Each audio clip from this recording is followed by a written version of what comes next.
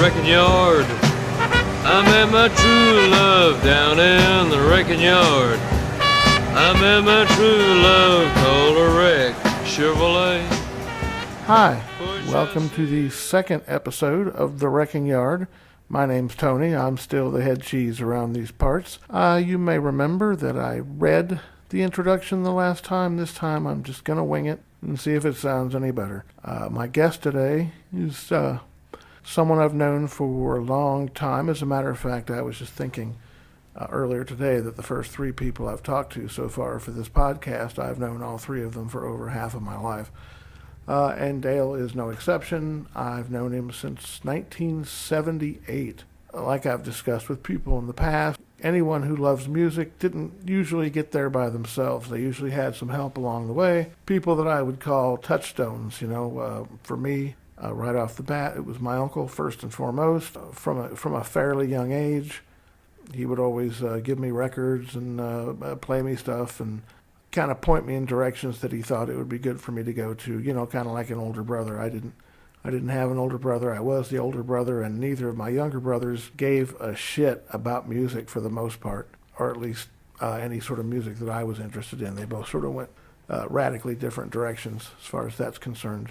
Yeah, but anyway, Dale is easily my second most important touchstone. It was because of him, that I was initially exposed to Otis Redding, Graham Parsons, and actually Dale was the only person that I knew way back then who had a copy of James Brown's Live at the Apollo. Now, the thing about that record is, and I worked in a used record store for a good, off and on, 8 to 10 years, and I can tell you that before that thing was reissued, nobody had a copy, and if you did find a copy, it was always in really bad shape because it was a party record. People would take it to parties, and it had the reputation as being one of the greatest, if not the greatest, live album ever made, and of course it's great.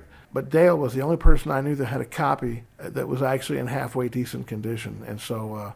That right there, he's, like I say, just when I was younger, I met him when I was a junior in high school, and, I was pretty young and was fairly limited in my knowledge. I mean, probably more so than a lot of people my age, but still fairly limited. I hadn't really listened to much country or jazz. I hated reggae at the time.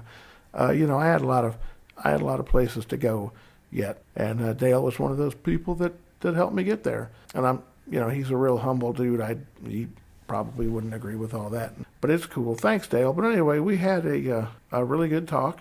He clarifies a lot of things for me, and I think if you're especially a fan of the Vulgar Boatman, you're really going to enjoy a lot of what he has to say. Oh, I guess I forgot to mention the reason I met Dale was because I was a roadie for his band, which was the Gizmos, a band out of Bloomington that achieved a certain amount of notoriety over the years. There were sort of like two different lineups, and he was in the, I guess what you would call Gizmo's Mach 2 lineup. And I actually ended up going out on tour with them for a week at one point. And I remember him and all the guys being really nice to me, even though I probably was an annoying little shit. I hope I wasn't, and they said I wasn't, but, yeah. I think I seem to remember I had just discovered the Nuggets album like a week or two before we left, and I probably wouldn't shut the fuck up about it. I remember going on and on and on about it. But anyway, I am just going to leave it there, and we're going to go on to our discussion with Dale. Let me just thank you again for tuning in, and don't forget, we take donations. If you got it, we'll take it. All right, now to Dale. That was how the original introduction to this was going to go. A few days after Dale and I talked, we found that Billy Nightshade, the Gizmos' bass player, also our very good friend, had passed away between me talking to Dale and me posting this podcast. It's sad because at one point I had hoped to get, all three, or even with Dave Myers, all four Gizmos together in one room and just have them reminisce about things, and now that's not ever going to happen. As a matter of fact, we even talked a little bit about it after the podcast when Dale was telling me all sorts of interesting stories that he should have told me while the mic was turned on. So I said, hey, Dale, I'll have you on some other time, maybe with Billy and Tim and maybe Shadow Myers, and and then maybe you can tell some of these stories. Well, that's not going to happen, at least in the way that we thought. The thing about Billy is, I know his name is Daryl Frazier, but I never called him Daryl. I always called him Billy from the first day I met him until the last time I saw him a few years ago. He was a really funny person. He was always really nice to me. He was sort of the nutty uncle of the gizmos, at least to me anyway. And he was a funny guy. My friend Phil, the guy who writes on the website under the name John, which is his real name, but I know him as Phil. I guess I don't know anybody by their real name. But anyway, after high school, Phil moved to Bloomington and lived in the same house as Billy and Dale, and I think a few other people, sort of a communal thing. And he took a huge amount of meat that he had gotten from work and put it in the freezer. And things didn't go that well, and after a short time, Phil ended up moving back to Indianapolis. But he didn't have the money to pay, apparently, what he owed in his last month's rent. So he left all the meat in the freezer as compensation. Now, the funny thing about this is that every time Billy saw Phil after that, he'd say, "Hey, Phil, what about that rent you owe us?" And Phil would always reply, "Hey, what about all that meat that I left in the freezer? That should more than cover it." And Billy would always say, "But Phil, chicken backs aren't drugs." Now, I think he was just messing with him, but it was funny that every time he saw him after that, somehow the conversation would de-evolve into that specific conversation. Also, something else that a lot of people don't know is that Billy Nightshade actually came out to California and lived for a while during the time that I was out there. He ended up doing some background work along with me, and I don't know that you can see him very well, but there's a couple of scenes in Thank You for Smoking that take place during like a Senate subcommittee hearing or something, and if you look way in the back, there's a couple people sitting in chairs against the back wall. That would be me and Billy. So, yeah, it's sad that now that, there'll be no more Gizmo reunions, at least not of the Gizmos Mach 2, and I won't be able to talk to him on mic, which is what I really wanted to do. So I just wanted to say that I'm going to miss him, and that I'm going to miss having any more conversations with him. I don't really subscribe to any of the afterlife theories, but if there is one, I'm assuming that Billy's up there now, just being cool like the Fonz. And now here's Dale. Okay, well, Dale, I'm glad to see you. Can we go ahead and I guess start at the beginning and tell people like where you're from, early facts, stuff like that? I grew up on a farm in northwest Indiana. Was born in 1956. An actual farm? An actual farm. What did your dad grow? Corn and soybeans and some wheat, but mostly corn and soybeans. I didn't know that. I thought you just lived rural. I didn't know you actually had a farm. We did. We never had animals. We never had livestock. It was purely a grain farm. But well, kid, do you remember the roots of your interest in music? Like, when did you first hear whatever it was that got you started? I always loved music. I mean, 3, 4, or 5 years old. My mom had one of those little RCA 45 players, right, and a bunch of singles, which I'm not sure where a lot of them came from. And I loved those, and people were amazed that I knew, that I seemed to be able to read the labels, even though I couldn't read.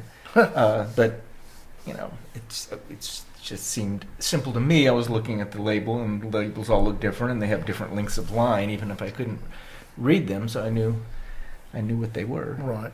Now these were your mom's records, right? These were my mom's records. There was a lot of polka records and some really cut-rate country records. There was like 4 rock and roll records, which I've always kind of thought were probably my roots. And those I really did like a lot. The best of which was Wake Up Little Susie by the Everlys. But also had Shake, Rattle, and Roll and ABC Boogie by Bill Haley and the Comets. What were the other ones? Witch Doctor by David Seville, which is pretty borderline. I think everybody had that one at one point. Yeah. I think that was like Herb Albert and the Tijuana Brass. I think if you bought a house back in the 60s, it just came with one. And My Little Margie by Fats Domino, which was actually the B-side, but for some reason I never listened to the A-side, which is I'm Ready and really great. But I knew Little Margie and both sides of the Bill Haley and Wake Up Little Susie. Now this was all pre-Beatles, I assume? Yes. My introduction to the Beatles was the Chipmunks sing the Beatle hits, which I liked a lot. Really? Yes. So, because for most people it was Ed Sullivan, but for you it's... I was watching, I was there at Ed Sullivan. I remember it kind of, but I wasn't very interested. I was 8 years old. And kind of, we were at my aunt and uncle's house, and their teenage son, and his friend came home, and we had to switch the TV from Walt Disney to Ed Sullivan. So I was just kind of annoyed by the whole thing. And that's as much as I remember of that. And my dad muttering something about how it all sounded alike. Right. It was about a year after that I started really listening to the radio and getting into rock and roll. Right. Now, I got to say, I'll interject here, that the Beatles and Ed Sullivan is my first memory. At this far, but I don't know which appearance it was. I doubt that it was the first one, but it was one of the four. But I can remember, hearing something, because I had already been put to bed, and I remember hearing something kind of weird coming from the living room. And my dad worked nights, so my mom was sitting there by herself watching Ed Sullivan, and I can even remember what I was wearing. I was wearing Huckleberry Hound pajamas with the little plastic footy bottoms that go when you walk, and I remember walking in there and looking at the TV, and my mom was like, I guess she was probably lonely or whatever, so she sat me down on the couch, and I watched it with her, and I just remember, I didn't really have any, hold that thought.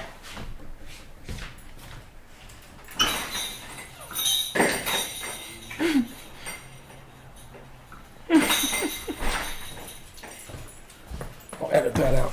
So, and I just remember, I didn't have any sort of reference for it, but I assume it would probably sounded like it was coming from Mars or something, because I just had no reference at all. I just remember that I loved it. I just remember feeling jumpy and energetic, and we had Beatles albums in the house pretty much from the beginning. I think my uncle gave them to my mom, so we sort of just always had those around. Now you're talking about you go to the radio. How long between you started listening to the radio did you have your own record collection or start buying records? Do you remember your first record? The first one that I purchased myself, right. I'm Henry VIII, I Am. That's not, you could do worse. Yeah, I know. I loved that song when I was a kid. But, actually... I remember the first time I noticed the radio, it was on the school bus, and it was a great song. And I'm not 100% sure what it was. The closest that I can figure is that it was Runaway by Del Shannon. This was 1965, so that would have been at least 3 years old or something at that point. So they may have been playing it as an oldie or something. And I remember thinking, God, I wish I knew what that song was. I'll never hear it again. And then, a couple days later, I heard it again on the radio, and I started realizing that they play these songs over and over. Right. And started really listening then. And 1965 was a good time to listen. Yeah, it really was. The thing that people forget is that, there for about 4 or 5 years, you could turn on the radio and you would hear great stuff all day long. Because, I didn't have a stereo of my own or a record player at that point until I was probably 7 or 8. And I just had really stupid records like, Dead Skunk. I think I really wore that thing out, because I remember it was on one of those turntables that had the big needle that held in with a thumb screw, and the speaker was actually on the tone arm. Uh-huh. That was my first one, and it was so heavy that if you played a record too many times, you would strip the wax right off the top of it. And I did that. I had a copy of Dead Skunk that was white. because it just scratched on the top. But I'm sure that just drove my parents parents a good record to ruin. Crazy. But the first record I ever bought was Candyman by Sammy Davis Jr. along with Nice to Be With You by Gallery. Those were my two first 45s that I paid money for myself.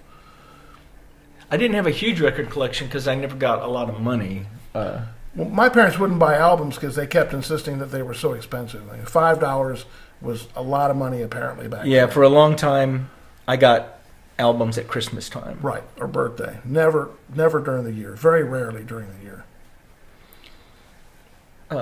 It was WLS was the radio station I listened to religiously out of Chicago. Yeah. Dex Card and the Silver Dollar Survey.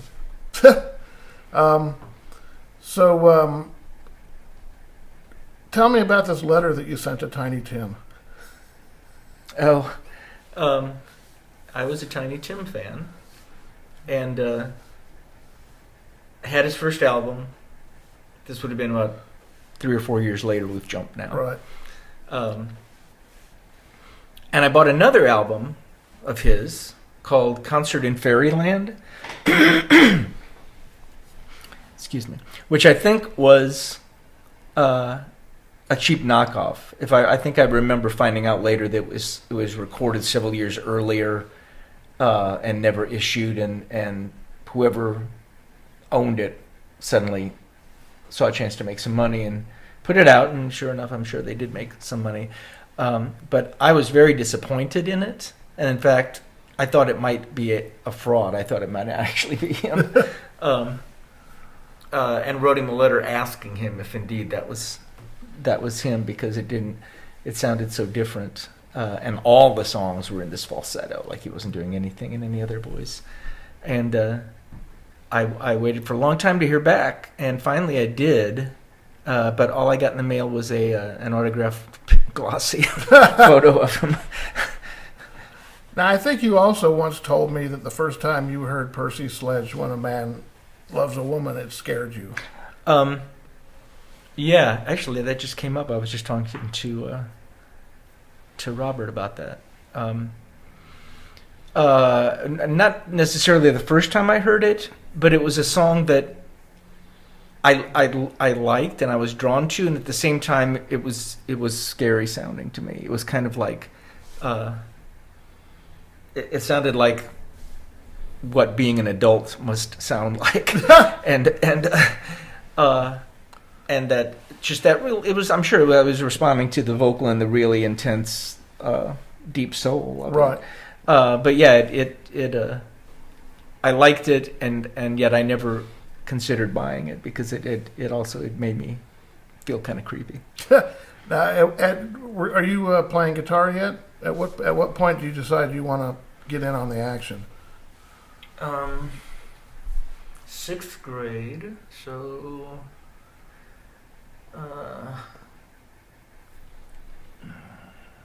how old are you in 6th grade? Like 12? So sounds about right. About 3 years. About the time that my first instrument was trombone in the band, and then I learned to play piano, and I wanted to learn to play guitar, and I got a guitar for Christmas and was self-taught. And could you still play something on the trombone if somebody No, handed it to you? I've tried. I lost my chops. Well, and so now, when you told your parents you wanted a guitar, were they cool with it? Did they? Yeah, they were supportive. They were generally supportive of my musical interests and endeavors. Yeah. So, okay, I guess we can move on to, you went to a really small high school, right? Like a really small class? Yeah, so around 60 people in my graduating class. So there wasn't like a whole lot of people to form a band with? No, but it was the early 70s. I was in a couple bands. I was in a band that never really got off the ground in junior high, called... I think it was called Sir Richard. It wasn't my name or my band for that matter. All we did was practice a few times. And then later I had a band with friends called TWY. But that too, I mean, we played maybe 2 or 3 shows is all. Right.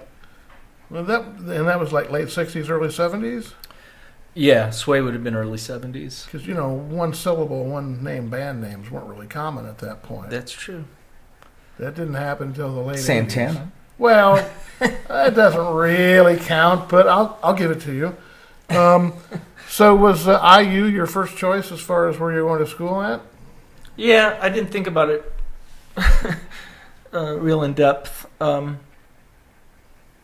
But I knew people that had gone there. I'd visited a couple times. It seemed to be the cool choice of what choices there were. My dad had gone there, so there was no argument. Right. And this was what year? Started there in the fall of '74. Okay, so this was still pre-punk then, right? Yeah. Now, I get your introduction into punk was what? The Sex Pistols. Really, not the Ramones? Nope. I mean, I think I had what year did the Ramones album come out? Like 75, 76? Late 75, early 76 maybe? I had that album, but it didn't impress me. I mean, I liked it fine, but I didn't listen to it a lot. So it wasn't a life changer for you like it was for other people? No, the Sex Pistols were, though. I picked up a single in the summer. I think the first time I heard them was on Chicago radio, and I was at a friend's house at New Year's Eve, and they played Anarchy in the UK. On the radio? Like WXRT or something.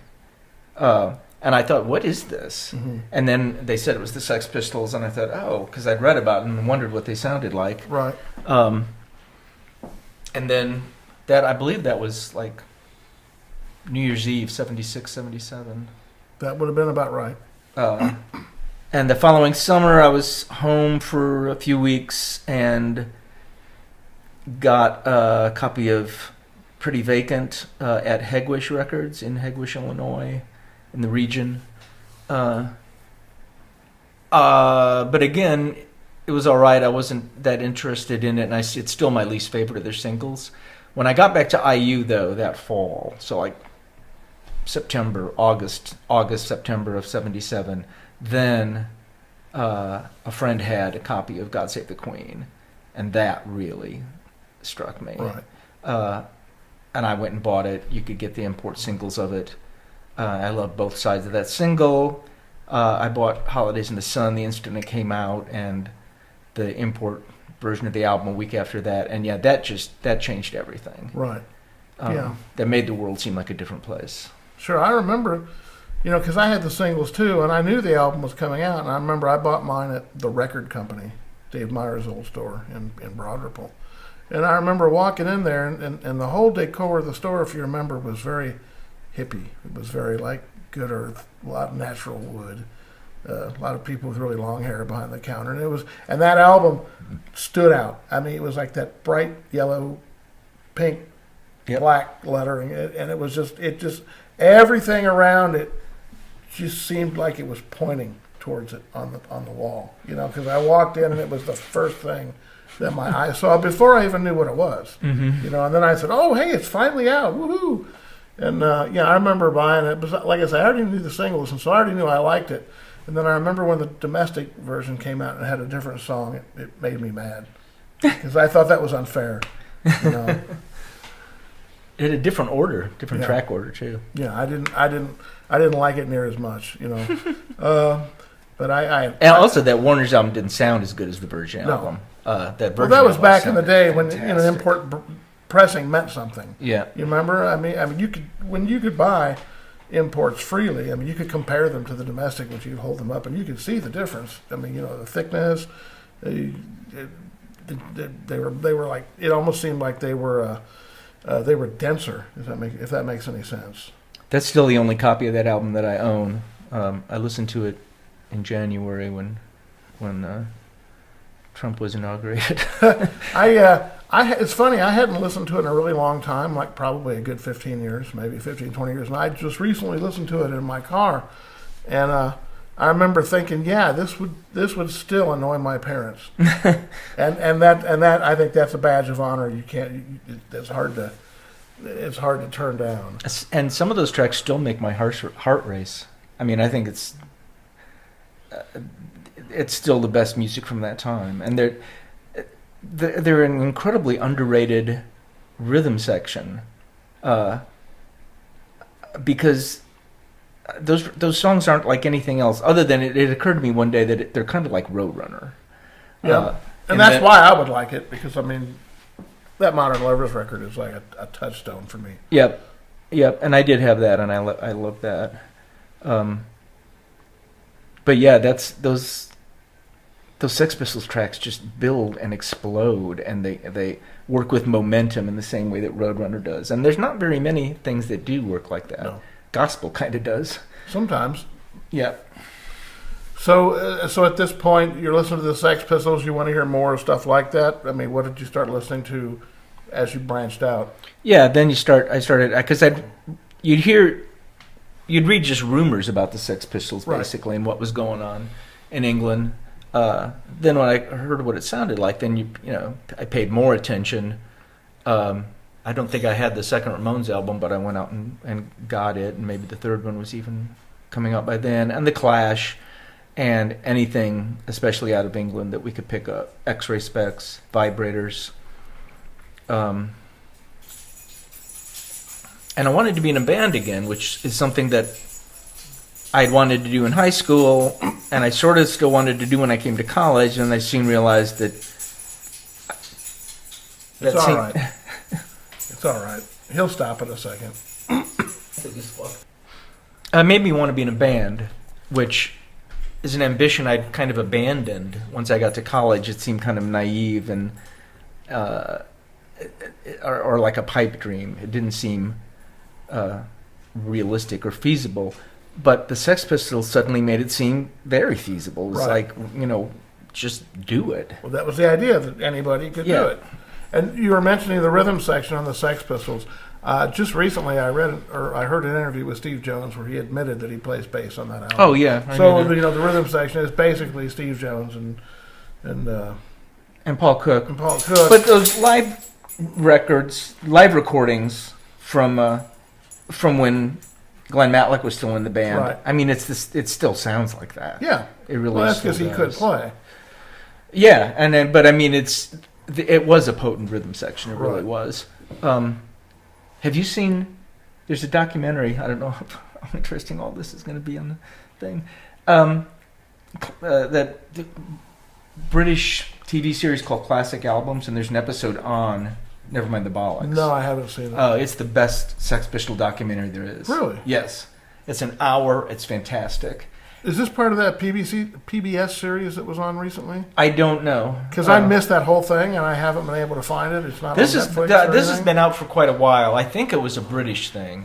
Maybe I know what you're talking about. There's a whole series of them. I think it's called Classic Albums. It is. And most of the albums are not classic. But I think that the band's second album was one of the few that was... Still not warming up to Dark Side of the Moon, huh? No. But yeah, you should definitely watch it. I have a copy if you want to borrow or something. Right. They talk about when they decide to do that, or they say, well, we don't know what we're going to do about the bass. Right. It says, why don't you play bass on this so we can see what we're working with? Mm-hmm. And he did, and they played it back, and he said, it sounded like the fucking Panzer Division. and then they knew what they were going to do. That He was going to play bass the rest of the album. Now, when you were buying these records, were you buying them from Bob Richard? Is that how you met Bob? I bought a lot of them at Karma because they would stock import 45s and whatnot. I bought some of them at Bob's store too. But no, I didn't meet Bob. See, I wanted to be in a band, but I didn't know anybody else that liked the Sex Pistols. Right. My roommates were friends, and they just barely tolerated them. And the friends of friends really barely tolerated them. I remember. I mean, I had all sorts of run-ins with friends, who just absolutely did not like the path I was taking. And there was an ad in the Writer, probably one of the weeklies, in the back that just said, Gulcher Records wants to add a third band to our new wave roster or something like that, and that phone number. So I just didn't think I had anything to lose and called it, and that's how I met Bob. He and Ted and somebody else, maybe that Don guy. But he and Ted Nemec came by my house and told me what it was about. It wasn't really a third band. It was instead trying to get a backing band for Ted, who was one of the original Gizmos, and I'd never heard of the Gizmos. And they left me the records, and almost as an afterthought, they had me like strum an E chord to make sure I could actually play the guitar. And I was hired. And that was fun. We weren't very good, but it lasted most of a year, 9 months maybe. Right. We had that little week-long East Coast tour, and that's how I met you. Well, let's back up a second. Now, it was Ted and Bob. Now, what about like Billy and they were all coming Tim? on board more or less that same. I don't remember the time? exact. Yeah, right around that same time, because we didn't start rehearsing until we actually had a third guitarist and bass player. Right. And we were having a hard time finding a drummer. Well, I remember, because that is how you met me, actually. Right. And we played one show with Dave Mahoney on drums, but I don't think we rehearsed with him more than once. I guess we were rehearsing by then, once it was like a 4-piece. Right. But we needed drums. Well, what I remember is, actually, before I even get to that, now when you got in the band, you had all these people together. You were surrounded by people who did like the Sex Pistols. Were you feeling like a little bit better about your life in general? That you had like people to talk to, with like-minded folks to talk to, and yeah. The band itself was. The Gizmos, the version of the Gizmos that I was hired to be in was a lot campier than my tastes were. Sure. They had put out a couple records that were also pre-Sex Pistols, that were kind of glam / frat house / novelty, and they were good. And I was glad to be doing anything like that, but it wasn't exactly the band that I would have been doing. And in fact, they all knew Sex Pistols and liked them more or less, but especially Billy. Billy Nightshade and my tastes were the closest, and we became friends. Right. Well, because what I remember was, I managed to get a review of the first Gizmos EP into the Carmel High School newspaper, the one that had Muff Diving on it, and I sent it to Bob, because back then I was thinking, I want to get as much free stuff in the mail as possible, so anything I wrote, I'd make sure it would get to whoever it was that it should get to, and we saw an ad, I think it was in Radio Free Rock, about Gizmos needing a drummer. I said, hey Phil, you should try this. I mean, what do you got to lose? You play drums, right? And so he wrote to Bob, and he said his favorite bands were like, I don't know, it was like Jules and the Polar Bears, the Ramones, and Uriah Heep. And I remember Bob thought that the Uriah Heep thing was funny. He thought it was a joke or something. So they brought Phil down, and I think he was your drummer for about a month, maybe 3 weeks. I don't remember it being that long. It wasn't very long. And then I remember Phil came to school one day, and he was like, I'm not the drummer anymore. And I was like, why, what happened? And he says, well, it's okay. He says, they got somebody better, and he's a nice guy, and this was Dave Myers. And he said, but they're going to have me play tambourine and percussion and stuff. And I was like, oh, all right. And then, I went down with Phil for his audition, and I went down with him for your practices. Mm-hmm. Well, the story. Apparently, you can confirm or deny, but Bob told me this after it was all done, was that the reason they kept Phil was so that he would keep seeing me. Bob had a crush on you. Yeah, I know. And so, and I hate to take anything away from Phil because he was a good tambourine player, and he certainly added a certain amount of camp to the proceedings that I guess Bob wanted. But yeah, I mean, Bob admitted it to me. Well, yeah, after all this stuff was over, and I know you guys, maybe some more than others, weren't as on board with it.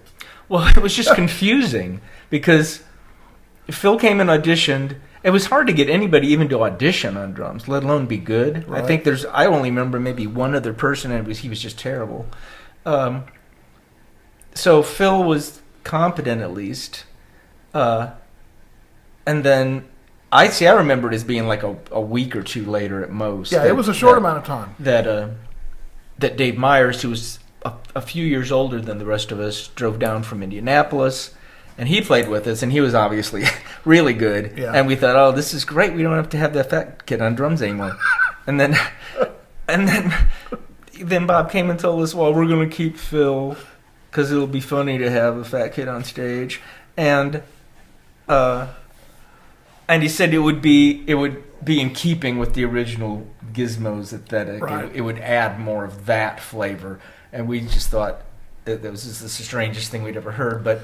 It wasn't. None of it was our shot. Right. None of it was our shot to call. I remember that. So, so yeah, Phil became a tambourine player who right. occasionally sang lead. And I became the roadie because I was underage, so I couldn't go to the shows. The only way I could go to the shows was if I carried something in. So that was how that happened. Now, when you did that short stint in New York. It was Buffalo first, right? Buffalo, Boston, and then New York for 3 nights, correct? Mm-hmm. Okay. Boston for 2 nights. That's right, Boston for 2 nights. Now, I was, what year was that? 78? Yep. Okay, so I was 17, and I tell my mom, I go, hey, Mom, I wanna go on the road with this punk band that I've been carrying their shit around for. And my mom goes, yeah, all right. And I was like, okay, it's like during the week, so I'm going to miss like a week of school. She's like, yeah, whatever. So she writes me a note to the principal that says that I'm going on the road to learn about sound systems. I mean, it was just some stupid thing, and the principal kind of looked at it. He was like, huh. And I told her, I said, yeah, it's like trade school. I said, I'm learning a trade. And going on the road to learn about carrying heavy things. Yeah, and he hated me anyway. I had some run-ins with the principal, and I think, honestly, he was happy that I wasn't there for a week. So, yeah. So there I am in this. It was just one van, wasn't it? If I remember, was it one van and one car? I think it was one van and one car. Okay. Because I remember being in the van mostly. I'm sure it was 2 vehicles. Yeah, and I've always been thankful that you guys were fairly nice to me because I'm sure I must have been sort of an insufferable little shit at times. I mean, I had to have been. I was 17. I didn't know half as much as I thought I knew. And I'm sure you guys were kind of like, we got these kids in the van. So but you guys were always really nice to me and very helpful and. And we'll get into this later, but you're kind of one of my touchstones as far as people that have sort of helped me along my path, But we'll get to that later. So I don't remember the shows very well. I remember Buffalo like hardly at all. Yeah, I don't remember Buffalo much at all. I remember it being like maybe a kind of a shitty like pizza place or something. It wasn't a theater. It was. No, it was a bar, I think. Yeah. And there were people there, I think, but I don't think they were mostly there to see us. Right. And the same in Boston, that was a bar, and there were people, but I think a lot of them were there to see the Count. Yeah. Count Joseph Viglione, who is still alive, actually, and I think he still puts out records.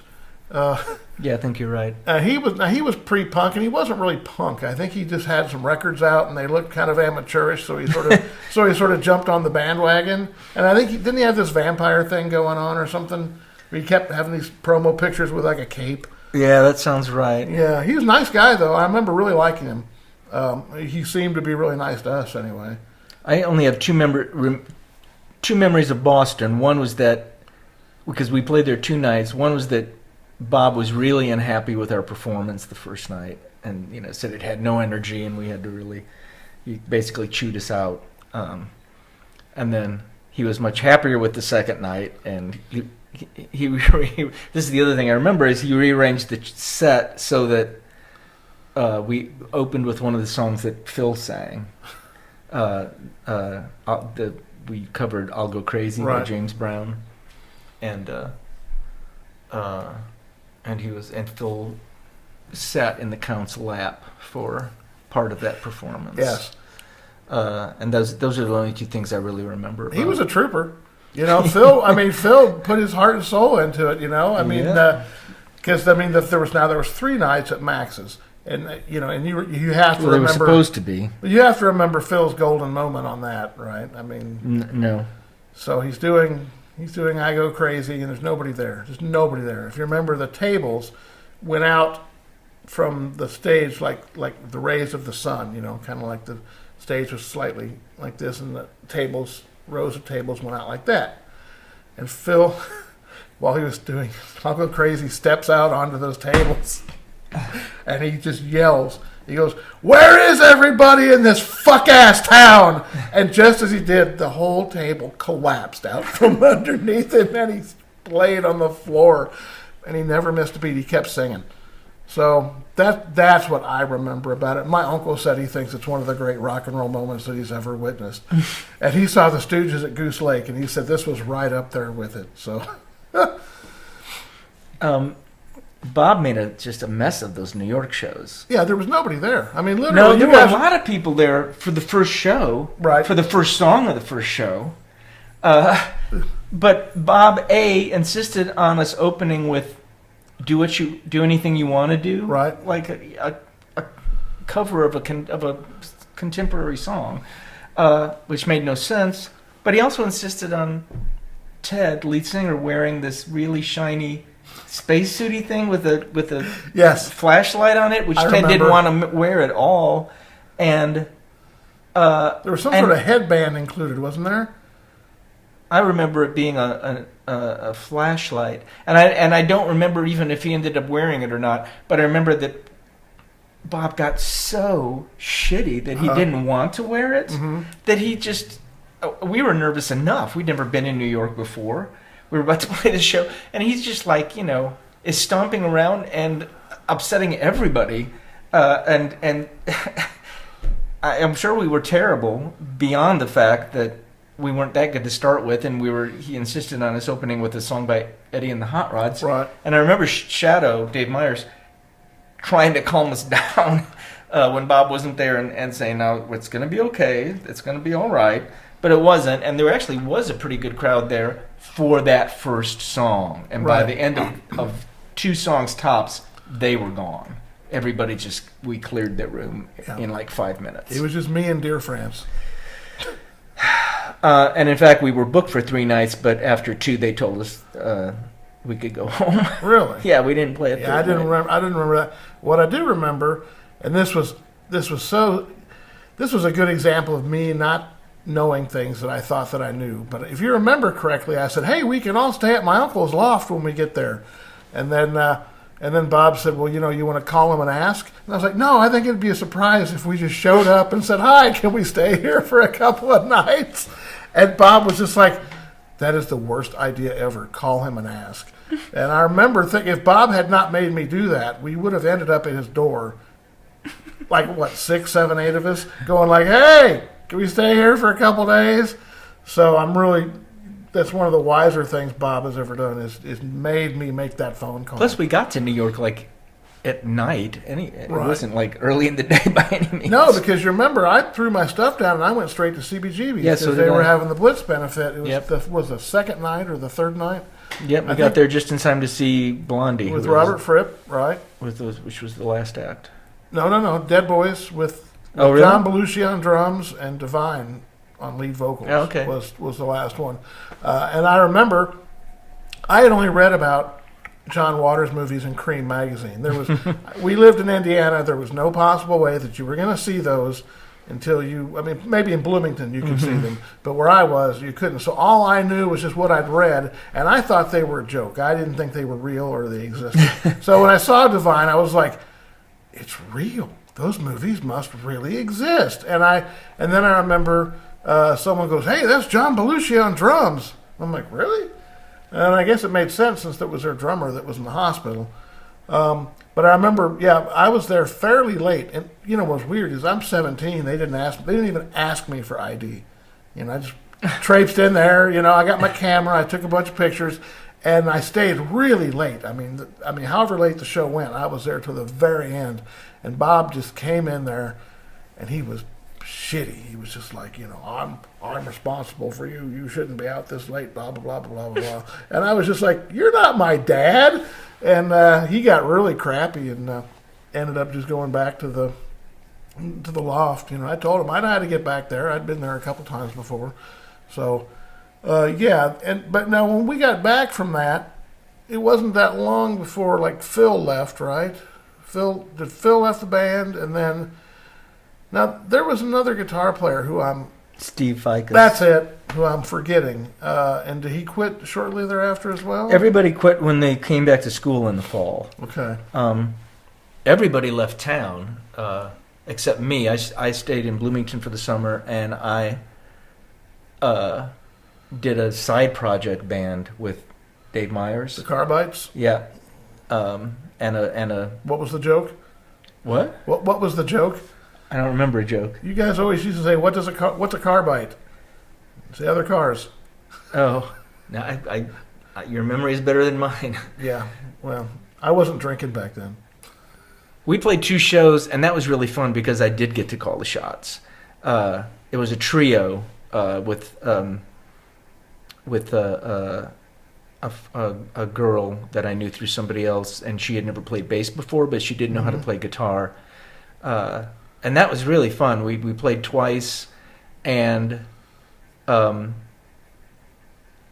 was kind of became the model really for what the Gizmos turned into then after that. Right. And I know there was some. I think Rock and Roll Didn't Come from New York. I think was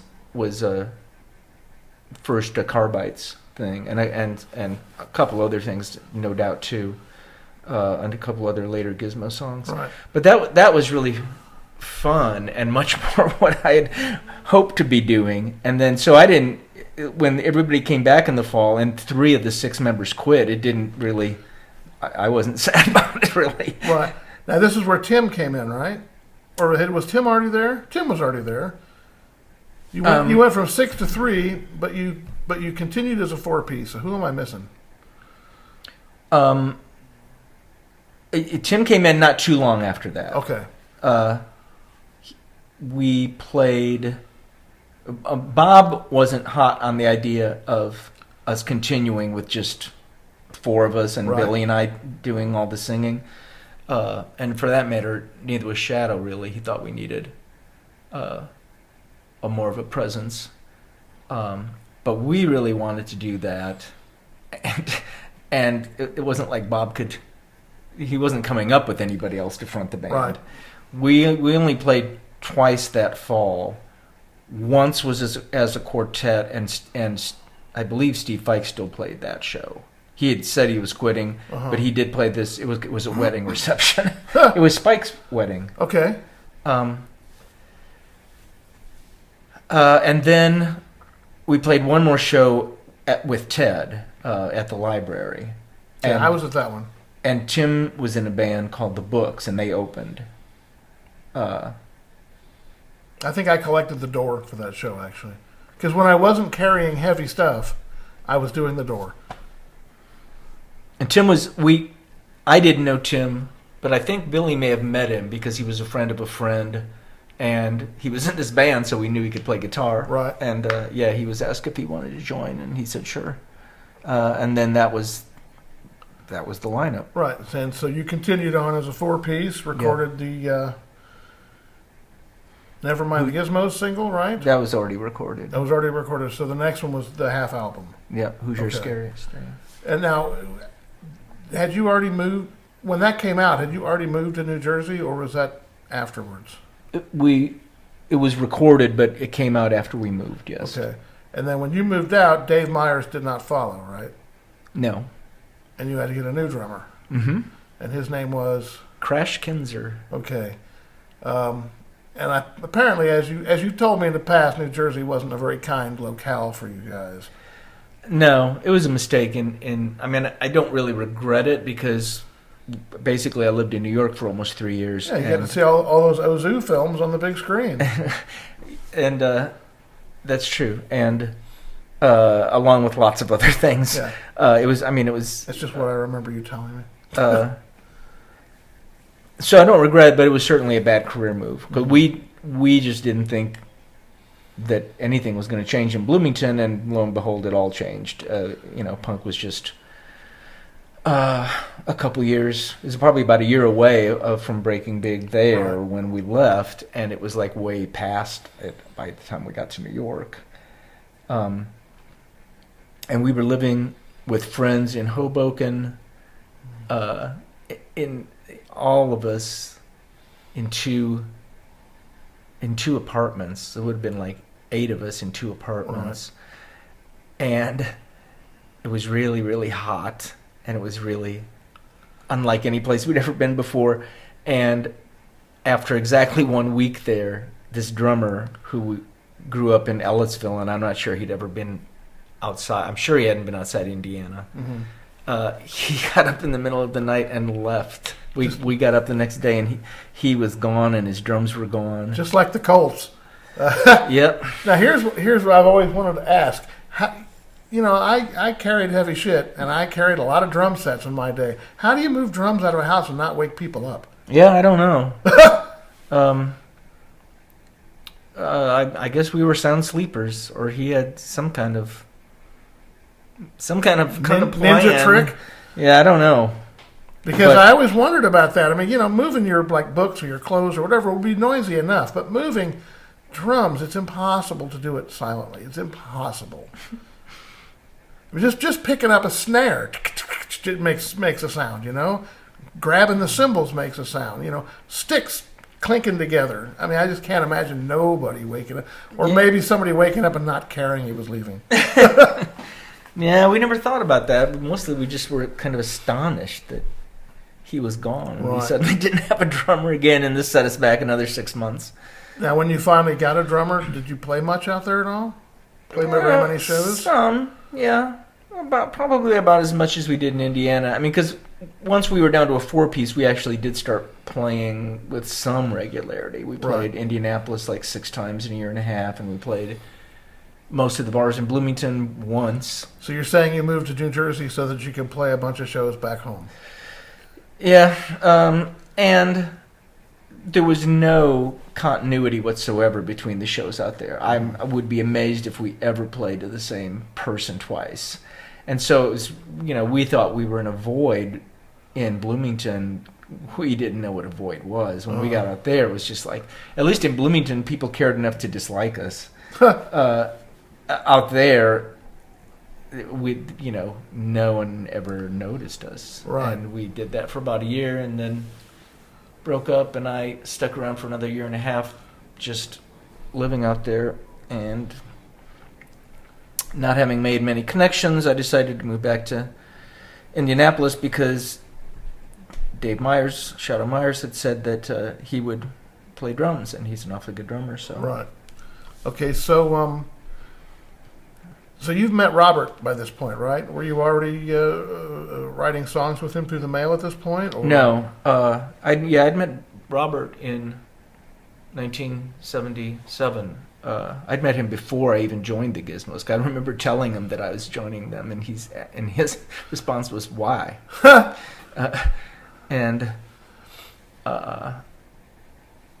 So I knew him. He had been a TA, a teaching assistant in a class I was taking. He was in grad school and I was in undergrad. But it was 5 years or more that we were friends before. Never. Right. We never wrote songs together or even thought about it. Well, how did that come about? When I was back in Indiana and I wanted to do a slightly different band than the Gizmos had been, somewhat different band, Robert was also falling in with a band there in Florida, called the Vulgar Boatmen, who at that time were a very different band than we became later.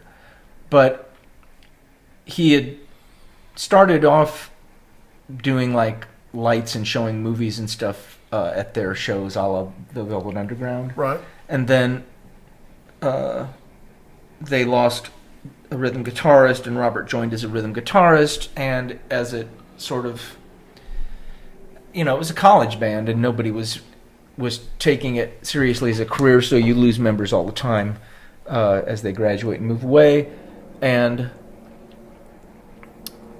they needed songs because they'd already lost one of their singers, and then they lost a songwriter, and Robert took 4 Gizmo songs and just altered them slightly, and they started doing those songs. Mm-hmm.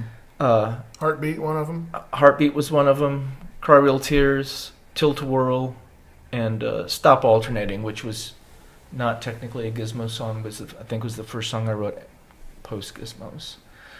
And those were our first collaborations, was he just took these Gizmo songs and changed some words.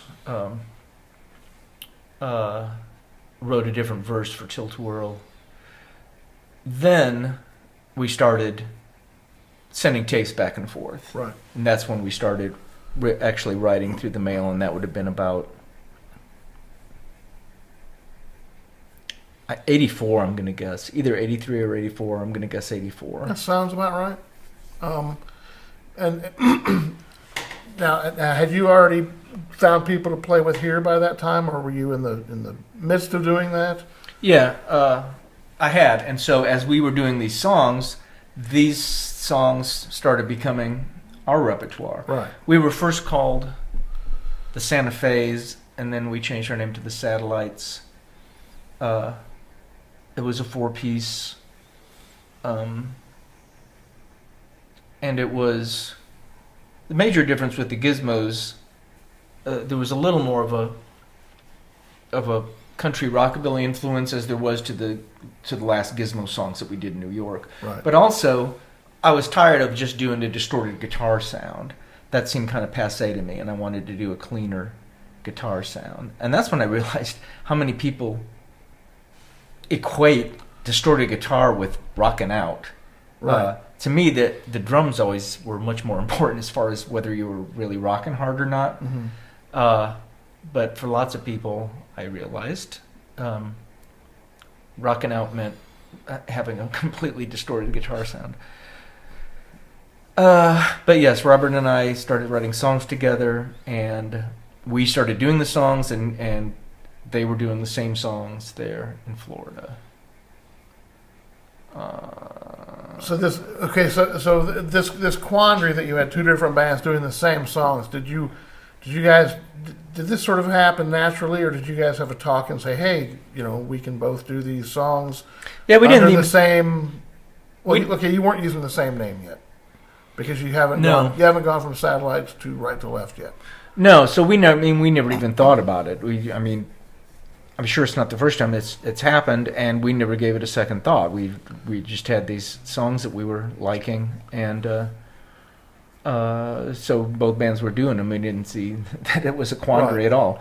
And then I stopped playing for about a year, and I started because you came and said, hey, if you want to play again, my friend Eric and I will back you up. Really? You weren't playing for like a year before that? We wasn't playing for like a year. Satellites broke up, and I got married, and the marriage also broke up, and you said, we'll play with you. So, well, I apologize for not being better.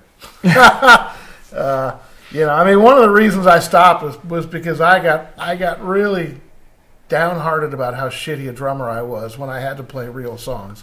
The Mass Bats was easy. I could just pound around and they were making so much noise, nobody noticed. But, you had, like, parts that I had to do on time, and I knew I wasn't doing them right, and you were just being nice.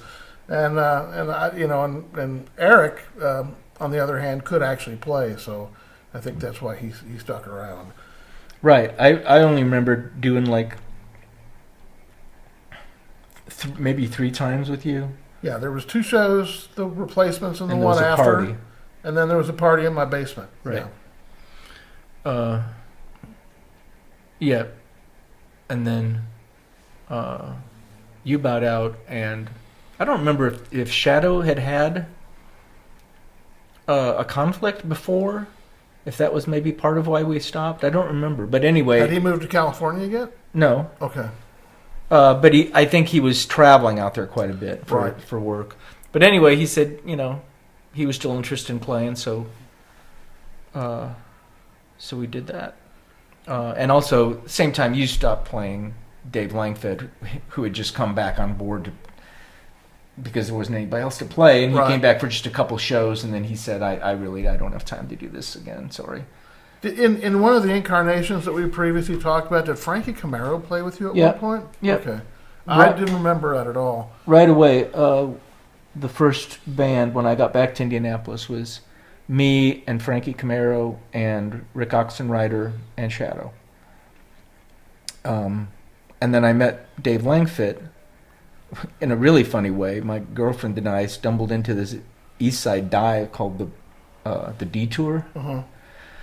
And Gary Dolick was there, and a bunch of other people were there watching this band that their friends were in with the perfect name. This is one of the most perfect names for any band. They were called the Country Three. And it was Dave Langford and his brother and somebody else. And I was really impressed with Langford. He played really well, and he could sing harmony. I'd never had anybody that I played with who could sing harmony. So I asked him if he'd be interested in doing this. Apologies to Billy, of course. Well, he never I'm just tried to sing harmony. But yeah, he was interested in playing, so I had to fire Frankie. The first time I ever had to do that. Had he already won a Grammy by then? Nope. Okay. So you couldn't brag that you fired a Grammy-winning guitar player yet. Nope. Okay, so we've got you playing up here in Indiana and Robert playing down in Florida, and you're both using the same name. Well, we were using the name Right to Left. Oh, that's right. We started when I started playing again with you initially is when we started using the name Right to Left, and it wasn't until there was an actual plan to release the Vulgar Boatman album, and Robert asked me to participate in that. At that point, we started thinking about, well, why don't we just combine forces here.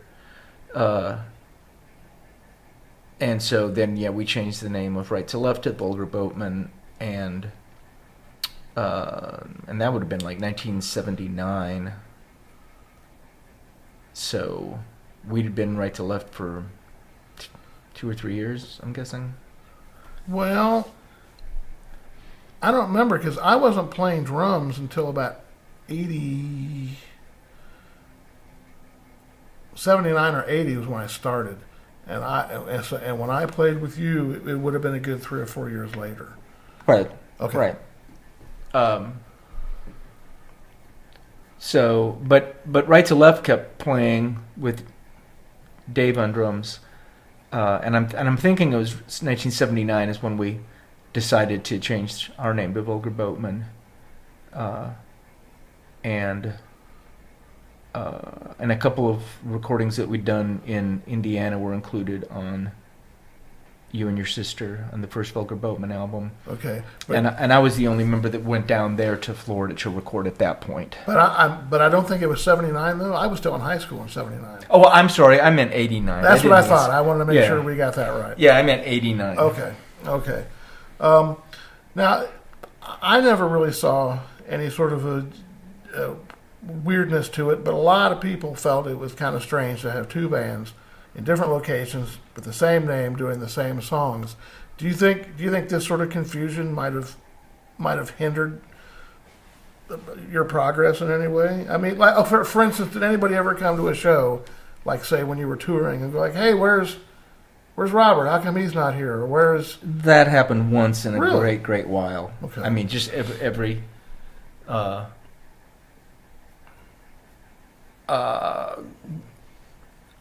Robert had met REM because they used to tour up and down the East Coast. Right. And I remember when we played the TWY Club in Athens. Yeah. That he sent like a telegraph or something saying, say hi to Robert, or called the club and said to tell Robert hi. And of course, Robert wasn't there. Right.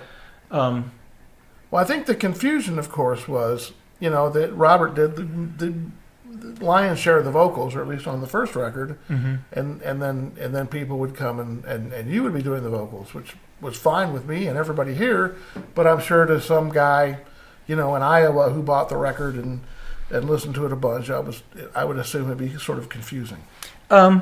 We never heard too much of that. Sometimes people would say, which of you is Robert? But I don't remember a lot of people saying, hey, why isn't this the same thing? Or noting that it sounded especially different or anything. And in fact, even the press we got tended to focus more on the fact that we wrote songs that way. Right. Some of them mentioned that there were two bands and they thought this was kind of funny. But mostly they zeroed in on the fact that we wrote songs by sending cassettes through the mail, which I wouldn't have dreamt that this would be like something to write about. Because I'm sure lots of people, if Robert and I lived in the same city, we'd probably write songs that way. Sure. We have written songs sitting in the same room, but I mean, maybe like 3 or something. That just seems like a good way to write songs to me. But then once the recordings were out, you realize that for a lot of people writing about music, about rock and roll, they want to write about anything other than the music itself. Right. They want something like that to be able to use as a hook to build a review or a profile around. And so then you kind of accepted, oh, that's what's going on. That's what's happening. So that happened, and Right. that became like the biggest thing we were known for was the two band thing, and even more the fact that we wrote songs from two different states. Right. Now, and Robert's version of the band wasn't really playing much at all. Did they do like the occasional Just locally. show here and there? They hardly ever played outside of Gainesville, and then when we'd come down there, then a couple of them might drive to. I can remember Robert and Carrie driving to like Tampa and Jacksonville, and playing with us then. And some of the Gainesville shows were like big productions with like members of both bands switching off and things. Right. But no, Robert was a full-time professor at U of Florida, and he couldn't tour. So no, they were playing, a good number of shows in Gainesville, but that's it. Mm-hmm. Now, starting with the second album, you started sharing the vocal duties a little bit more. Was this a conscious decision? I don't remember. I don't remember it being a real conscious decision. I think it just made sense because I was almost guesting in a way on the first album. Right. There was a fair number of my songs, and I played guitar on some things. But then Please Panic was more collaborative and used the rest of the Indiana band more than had been on the first. Right. And so I think it just seemed natural to share the vocals more. And that's the album I think is our best album, probably, is Please Panic. Well, I like all of them, but yeah, that one is. Now, did all these records come out on different labels? I don't remember. Yep. Yeah, they did. And did none of the labels have much money to do much pushing? Because I mean, those albums got universally good press. Mm-hmm. I mean, I don't remember anybody giving these albums a bad review. So I mean, there was at least, I guess, what you could call pre-internet buzz. It's sad that there was no internet at that point, but then again, maybe it wasn't. So, but do you think those albums would have done better had they been on a different label? Oh yeah, sure. because those labels were the first two were barely labels anyway. Right. And then the getting good press is nice, but it's pretty limited how much it can really help you. We found out soon enough. Right. Airplay is way, way better. Well, yeah, WXRT proved that. When WXRT started playing Drive Somewhere, that did us more good than all the press we got for 5 or 6 years combined. But then also that proved what you're saying, that a little more substantial label would have helped too, because they were playing Drive Somewhere in the summer of 1990, and it became one of the 5 most requested songs of the year. Right. The main reason it was requested so much is that nobody could buy it. The label was having a really hard time keeping up the demand for it at that time and pressing enough to get it in the stores in Chicago to the extent that they should have. So it helped. It got us actually more airplay than we might have otherwise, but it still would have been nice to actually sell some copies. Well, if you have a regional hit, or at least it used to be, back then, if you had a regional hit, that was something you could build on. You could go to like the next region and say, hey, they're playing this a lot next door. Maybe you should play it. And that's how they did it in the 60s. Mm-hmm. They'd have these guys running around with, bags of cocaine and prostitutes in their cars saying, hey, they're playing. I'm not saying that's what you guys should have done, but I'm just saying, they would go from station to station and say, hey, they're playing this over there. You should be playing it here. And that's how regional hits became national hits. Right, and it was, by 1990, that was barely still the case. I mean, I think it was the very last vestiges of that. Yeah, that was super common in the 60s. You still read about it today. You'll read about some band. They say blank. Their first record, blankety blankety blank, was a regional hit in the Los Angeles area or whatever it is. Like the band Love, for instance. I mean, they were huge in one city. Yep. And then they, the minute they get over into the valley, no one's heard of them for the rest of the country. I mean, it was possible to have regional hits back then and just have regional hits. But and for us, it couldn't have happened in a better city, because Chicago was only like 3.5 hours away from where we were based in Indianapolis, and it was maybe the best city in the country as far as like live shows being supported by locals. Right. I mean, they really went out to shows there in Chicago like few other places. And bands could actually make money in Chicago. And I've heard this not just from us, but from lots of bands saying, yeah, Chicago is really the city that you can make some money. Right. And so for us, it was ideal. We were playing there like 10 times a year, and it was super fun. And you still play there once or twice a year, don't you? We still play there at least once a year, yeah, now. We've got a regular Sunday gig at Shuba's. That's become kind of an expected thing. Annual. A tradition, yes. Okay, so 4 albums later, I guess 5 counting the compilation, right? What happened? Are you still a going concern in any way, shape, or form? Well, we still play. We've still got. The newest member of the band is Jake, and he joined in 1995. So, and we still play. We still play a few times a year, but obviously it's stopped being a potential career a long time ago. Right, but by going concern, I didn't mean that to sound so snarky. What I meant was, do you think like, okay, we got to put another album out sometime? Do you think there's ever going to be another record? Are they too expensive to make now versus nobody buys them? Well, yeah. If your definition of album, I mean CD. Yeah, I'm old. Yeah, we re-released the first album remastered with some bonus tracks about 1.5 years ago, and we'd like to do the same with the second album, but we're finding that it's the one that we actually don't have the rights to specifically in terms of a CD. Right. So, So we're trying to figure out what to do about that. In the meantime, we're talking to somebody else about maybe releasing the first 3 on vinyl.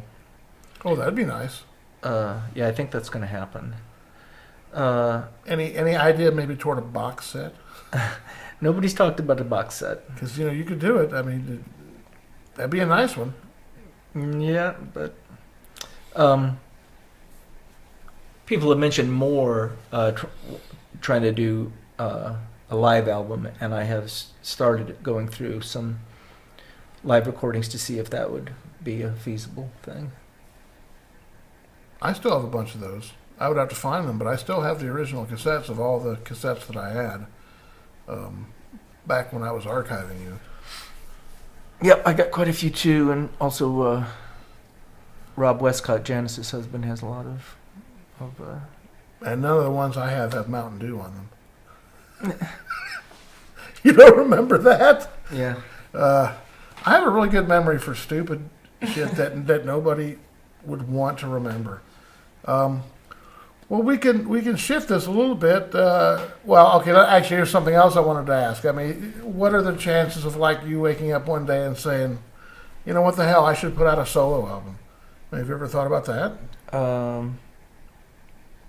Not very hard, I guess.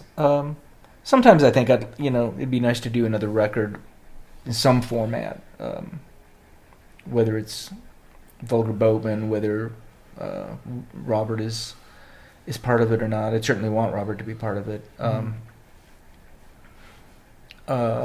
we probably have enough songs that we could do that. So I don't know. I'm just getting to where I actually have time to do some things that I've wanted to do. So Stay tuned. We'll see. Yeah, because I forgot what I was going to say now.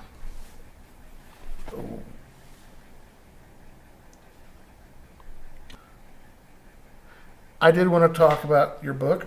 Mm-hmm. You wrote a book at one point, right? Yep. It came out in 2001. So it's been a while now. Right. 16 years. And it was about? Indiana high school basketball. It was kind of a peculiar guidebook to going to games in Indiana, which is kind of my major hobby in the wintertime. Right. I kind of got obsessed with the culture of Indiana high school basketball in the right around the time that the Boatman's fortunes kind of fell in the mid-'90s. Actually, I had taken a couple trips, a couple vacations to southern Louisiana, to Cajun country, and after one of those, it occurred to me that there aren't too many living subcultures like that left, but that we had this one in Indiana, which is high school basketball, and it's faded, and it's not what it used to be, but it's not gone, and the games are really fun to go to. I can't imagine having fun going to games if I lived, not this kind of fun, going to games in other states. You can still, especially if you get away from the cities, you can still go and places. It's a big deal. And that's what's really interesting and fun about it, is that it's something that still matters to people. And I started going with friends all around the state, and then I thought, well, if I'm going to do this, why not try to make something of it? And so I wrote, in the form of like a guidebook, like a travel book, I wrote a guide to the whole state, talking about the places that still have the most beautiful old gyms, and which rivalries are really notable, and which schools have the really peculiar team names and mascots. Anything that I could find interesting about it, and including game night atmosphere. And was incredibly lucky to find somebody interested in putting it out, and incredibly unlucky that when it did come out, they had just sold their company to a much bigger company who put it out, but we had no interest at all in promoting it. Any promotion on it was me, because I learned how to do that with the Boatman. And it stayed in print for at least 2 years, maybe 3. Oh, so it's not still in print now? Oh, it hasn't been in print for a long time. Oh. And it's pretty outdated. There's still some good information in there, but a lot of the gyms I write about have gone. A lot of the restaurants have gone. Yeah, that was my next question, is all this traveling around also made it possible for you to keep up the other hobby you have of being a food taster. Now, like I said earlier, I consider you one of my touchstones for music. I mean, I have, my uncle turned me on to various things when I was younger. Because of you, the Flying Burrito Brothers, Otis Blue, Dictionary of Soul, Village of Love. Lots of things I would never have heard if it hadn't been for you. But I would say probably the greatest gift you've ever given me was taking me to Craig's. Craig's Barbecue in Devils Bluff, Arkansas. Yeah, and it's still there. I was just there last year. Like, whenever I travel anywhere, they know me now because I stop by there every time I'm on my way anywhere or on my way back, and they know I'm going to buy a case of sauce. They know that I'll probably buy a couple pounds of meat and put it in a cooler in the back and bring it home for various people. I don't know if you heard this or not, but Dave Fulton and his brother stopped by there on their way. I believe Dave was moving his brother from where he lived to here, and they stopped by Craig's and they were out of barbecue. They had to order a burger. Now, can you imagine anything more depressing? What time of day was it? I don't know. I guess it must have been later on in the day, but they ran out. So now let's talk a little bit of barbecue. Close this out. Is Craig's your favorite nationwide? Have you had better somewhere else? Or different? Because Craig's really isn't the same as anywhere else. Right, and even then, there was.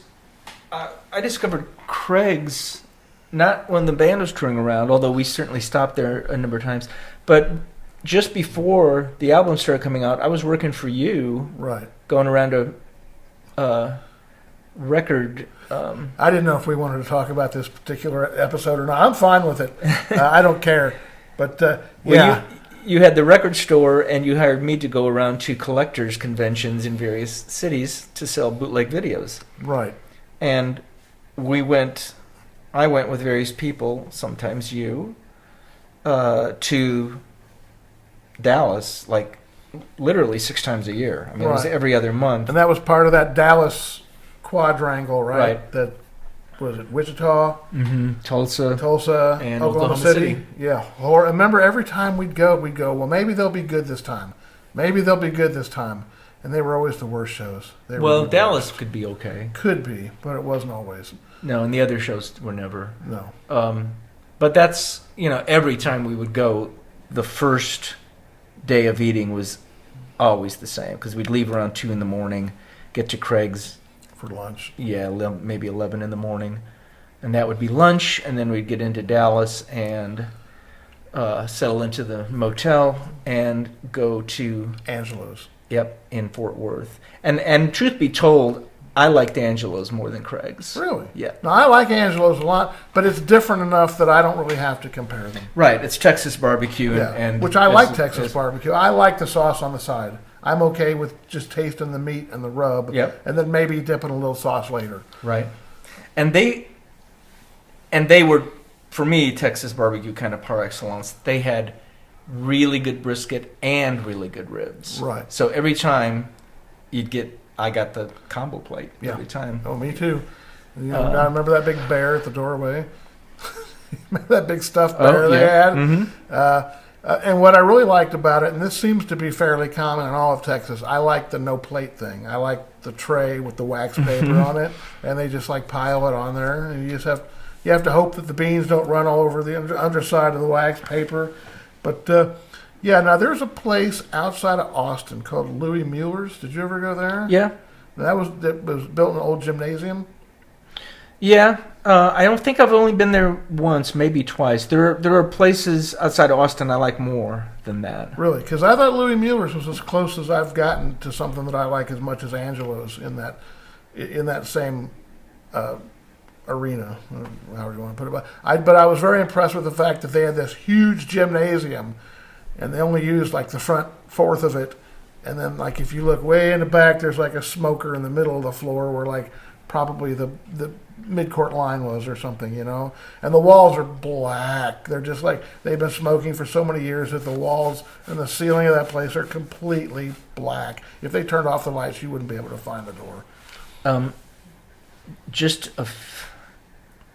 Maybe 5 years ago, I played South by Southwest again, and Michelle, do you know Michelle?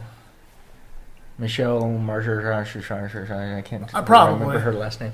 But she lived there, and I think she was a vegetarian when she moved there. But when we got there, she took us around to 2 or 3 places in the country, in the whole country that she knew. Was one of them Salt Lick? No. Okay. Is Salt Lick outside of Austin, or is it in Austin? It's kind of on the outskirts of Austin. Yeah, these are actually in other towns. Okay. And at least one of them I've been to before that does one of the best sausages I've ever tasted.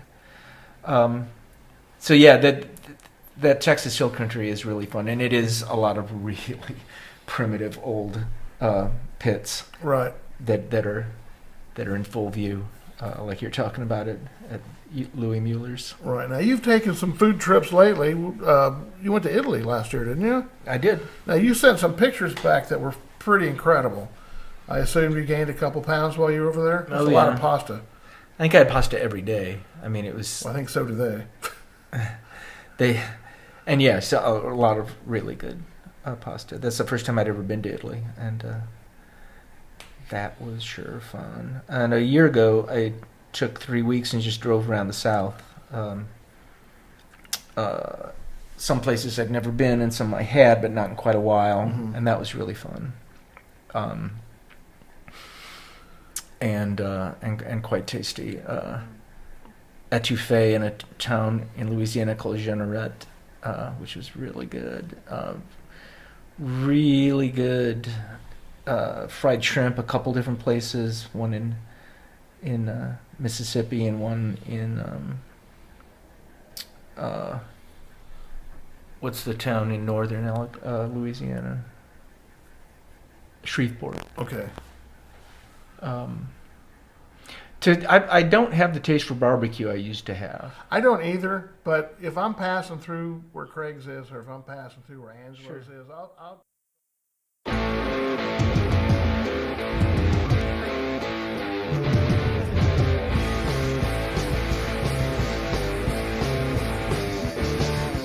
Living in America, what a surprise! You say you're very happy, but you're living a lie. Well, it's hard to live under the dead end street. I'm making lots of money just to make it speak.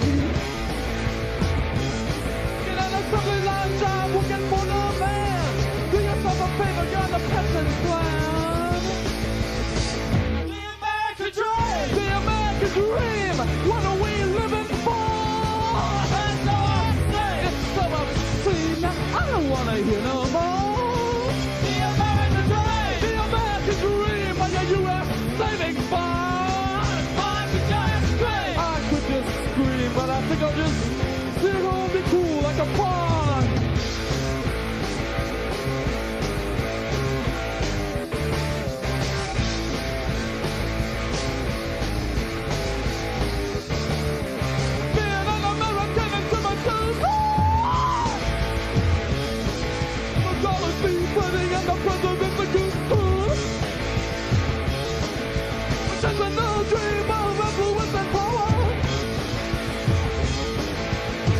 Jimmy Carter, the man of the hour. I try looking for the man. Do yourself a favor, got the person to plan and fun. The American dream, what are we living for?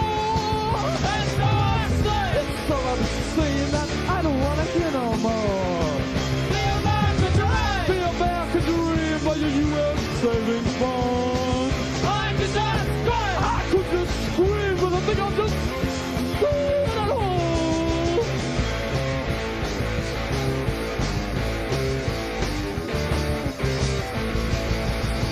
The American dream. The American dream.